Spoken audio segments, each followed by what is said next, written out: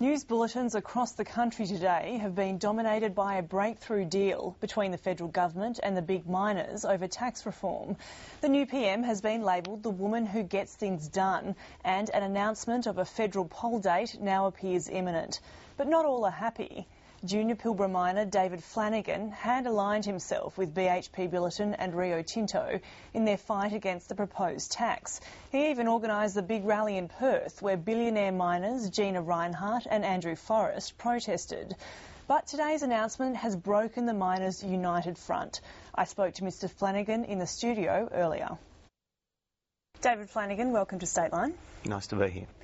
What's so bad about this deal that's been struck by the government and the big miners? Well, there's a few things that are bad. It's a complicated tax. There's lots of things that are yet to be understood and resolved, and that creates uncertainty. It was always very complicated, wasn't it? Yeah, it was.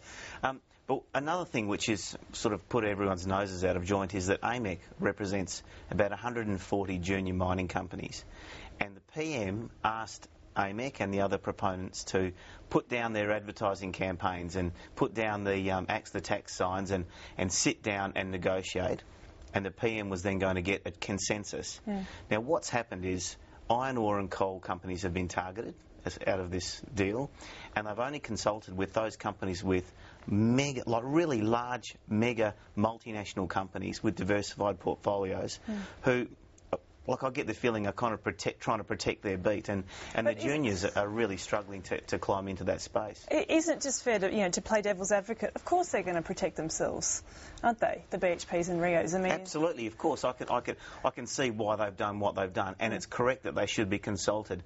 But government is there for all Australians, not just for the multinationals, not just for the big end of town. They're there to look after the Aussie battlers. Those guys who will sort of hop their house, they'll get mums and dads to back them to head out into the bush with a drill rig and suffer all the challenges and fail most of the time, but maybe one day find something that they can then make money on. And those guys now have been hit with an extra big tax.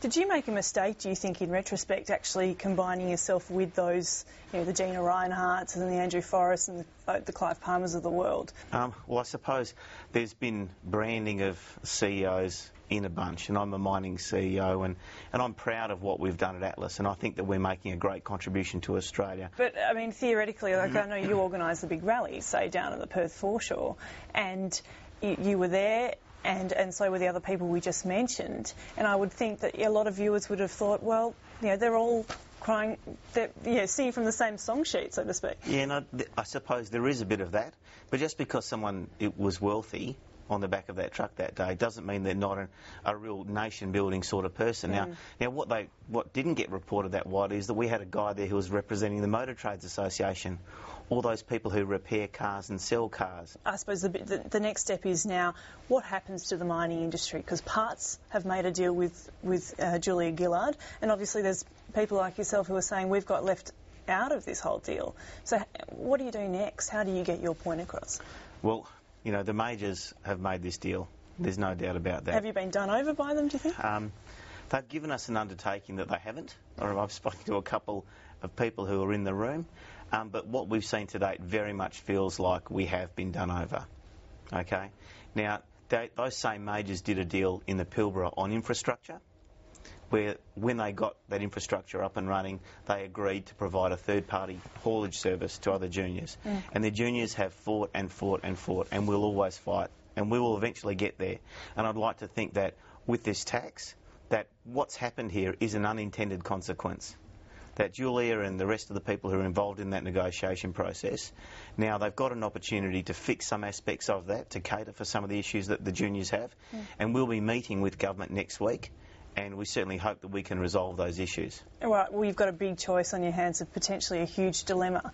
Do you join Tony Abbott and his push to see this tax gone altogether at the next election, or do you fall into line and negotiate with the government?